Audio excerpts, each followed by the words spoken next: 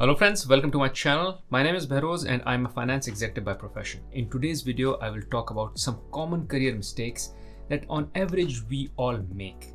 I've made those mistakes and I wish I knew about these mistakes earlier on in my career and I could have avoided them to even have a better career than what I have had. However, it's never too late and I can still avoid all these mistakes now that I am more knowledgeable. However, before we move forward in this video, I have two asks for you. One, press the like button as this keeps me motivated. Second, press the subscribe button along with the bell icon so you get notified as soon as I put a new content on this channel. On this channel, I post content pertaining to financial and career success. So if you're interested in financial and career success, then please do subscribe to this channel. Also, you liking and subscribing this channel goes a long way in motivating me and helping me produce better quality content and more content for this channel. Now, going into the video, make sure you also stay tuned till the end because my favorite one is towards the end. So I've kept it towards the end. It's a bonus tip. So make sure you stay tuned throughout this video. Also note that everything that I have to say and share in this video has a very much of a long-term impact on your career. And that is how you should see your career. You should not see your career as something very short-term, like a year or two. Rather, you should plan for your career in the long run, which is 10, 20, 30 years, in decades, and not in years. And hence it is very important that you avoid these mistakes because if you avoid these mistakes early on, then you can set yourself up for success later in the career. Now, the first key mistake that you need to avoid is making sure that you don't choose a career path which is not right for you. So you need to choose a career path which is right for you, something which one, you have passion for, and second, you're good at. It should be a combination of both. There could be things you are very passionate about, but there may be something you're not good at. For instance, I am passionate about singing, but I'm not good at singing and I should realize this early on. But then there are certain passions I have with which I'm good at. So for instance, I'm good with numbers. Being good with numbers makes me a good fit for roles like accounting and finance.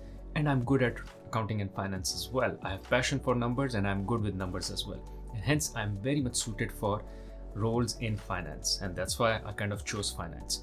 So I kind of chose finance because I had passion for numbers, and then this was something that I was also getting good grades in my college, and I realized this could be something which I can eventually make a career out of. So make sure you have a good balance between passion and what you're good at. Don't choose one over the other. If you choose something which you're good at but you're not passionate about it, then in the long run you'll start to suffer. And if the passion is not there, if that fire or hunger is not there, if that fun is not there, then it will be a struggle for you to work at it. And eventually, even if you're good at it in the beginning, you will start to struggle and eventually you will start to fall behind versus others who are competing with you, who are much better than you, who are keeping themselves up to date. But since you don't have passion for it, it is a drag for you and hence you cannot keep yourself up to date, keep yourself trained or updated, and hence you start to struggle and suffer in that role. So passion and what you're good at should go hand in hand. Now, second one, which is very important, is that you need to have right goal setting.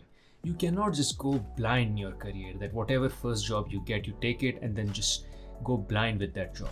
Now, I understand that when you come fresh out of the college, you may not have very much choices available with you, and you may be also very stressed with regards to whether what kind of job you'll get, and you need to start earning as well, and you don't have any savings. Rather, you may have some debt as well, which you also have to pay off. So you kind of get the first job that comes your way. It is fine. It is completely fine to do that. However, don't just go with the flow after that. Make sure once you've gotten a base, like a base salary, a base job, then start working on the long-term goals. Is this the job you would want to continue working for next 3, 5, 10 years, or would you want to change? What is the level that you want to reach? What are the roles you want to achieve? What are the places you want to go to? What are the industries and companies you want to work with? What are the experiences you want to gain? So have a complete collection of that, and this is that craft what you want to do and what should be your path. Now, I do understand it is one of the most difficult things to do in life, which is to know exactly what choices you should be making or what are your goals and dreams. Because if you ask anyone to put down their dreams and goals and what do they want from life, probably everyone will come up with the same list of things: money, career, a beautiful wife, good kids, XYZ. However, what I do is when you struggle finding what is that you want out of life, what I recommend is that you think of what is that you don't want from life. So for instance, you go like, okay, I don't want to become the head of finance, let's say. That is something I don't want. So if you don't want to become the head of finance, the choices become very clear, which is you don't want to grow in the finance function. Rather, as soon as possible, you should drift away or move away or switch to other functions. So as long as you have the clarity of what you don't want, it becomes very easy for you to make choices. So tomorrow, if there is a career choice which comes my way saying that we will move you into a function where you will have faster growth into becoming the head of finance, I can simply say no to it. Rather, if there is an option where they say there is an option for you to move into marketing, would you like to do that? Yes, I will take that option, because that will make me move further away from something that I don't want, which is the head of finance. So I can make choices accordingly. But making choices blindly without even realizing where you want to go or what you want to avoid is a bad thing to do. So the best idea is to know what you want from life. If you don't know that, the second best is to know what you don't want from life, so you can make right choices as and when those opportunities come your way. Number 3 is ignoring skill development. This happens. Once you get a job, once you start getting some paycheck, you get comfortable in that job. You're like, this is my work. This is the task that I will continue to perform for this particular company, and everything will be good. No, my friend, it's not that simple, because things keep changing. There is new technology which keeps coming in. There are new skills that the company or the organization requires, and they expect the employees to continue to develop. And if you don't develop, then your growth will be kind of stagnant. Or maybe it may come to a point where they don't need you anymore, because the skills that you have are very outdated, and there are new skills in the market that are available, and there are people who can replace you. So make sure you continue to upgrade yourself. It's just like how we talk about doctors having to study every time because there's something new coming in the medicine. People who are in information technology have to continue to study the new technology which is coming in.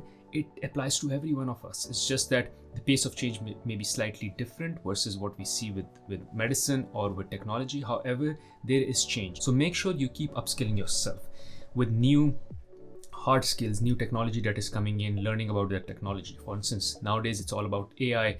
That's the talk of the town. So make sure that you understand AI, you understand how you can use it, how you can become more productive using it, so you can be more productive at your job using that technology. Similarly, if there are other tools at your workplace which are coming in, make sure you understand and learn those skills early on.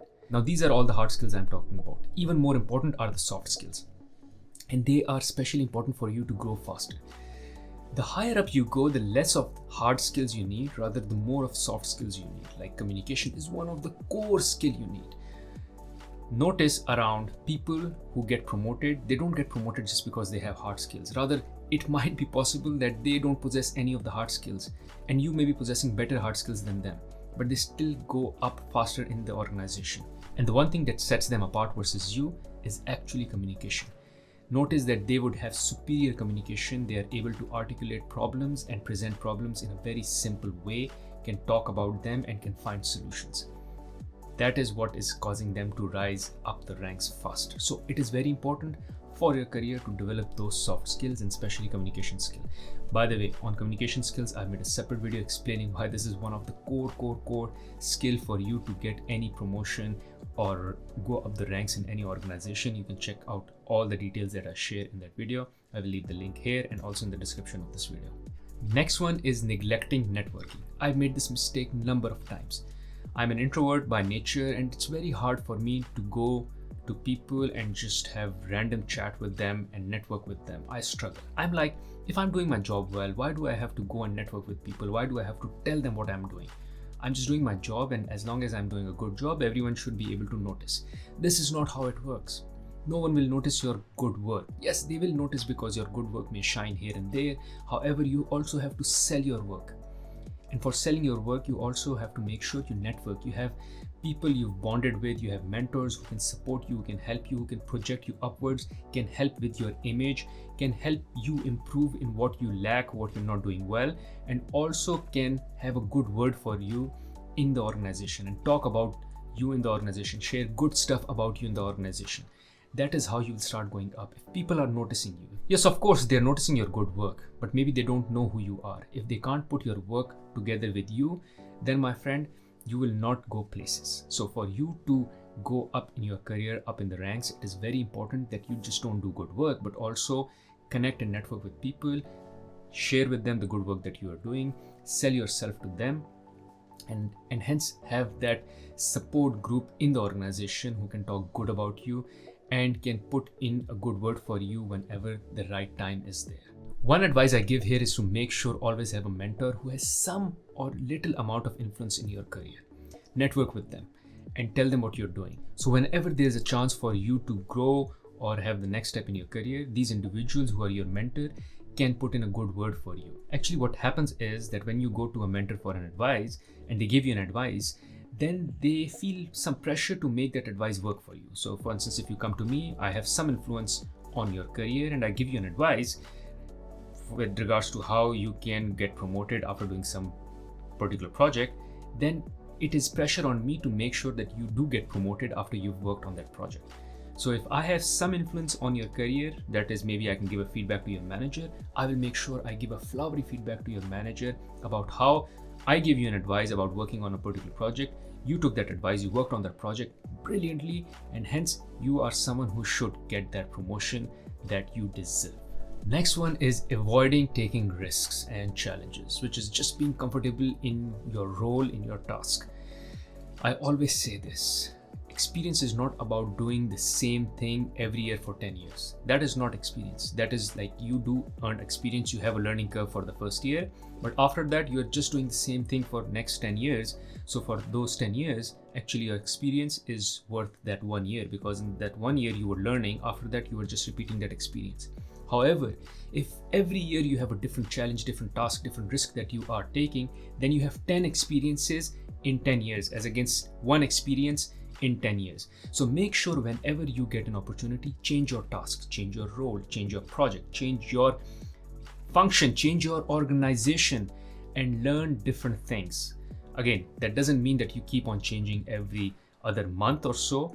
Once you feel that you've gotten hang of things, usually it takes around 1.5 years for you to really get grasp of the things. Then maybe another 6 months to a year for you to contribute at a high value level, because previously you were learning and now you can contribute at a high value level. After 2 years, you should be in a place where you can really change your job, your function, your organization. So make sure you continue to take those risks. Don't get comfortable in what you are doing, what you know, because as I said, the world is changing very fast. And if you don't keep up with it, if you don't upskill, if you don't keep learning new experiences, then my friend, you will get outdated. So it is very important for you to stay competitive and build those experiences and challenges. And also talking about the skills which I previously talked, also note it is important that at times you look for assignments which are slightly different versus what you have previously done.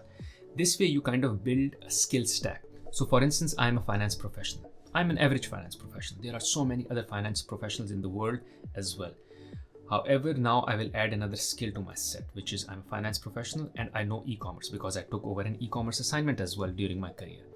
There are not many people who know finance and e-commerce. There are still, but not many. So I can be an average finance professional and I can be an average e-commerce individual.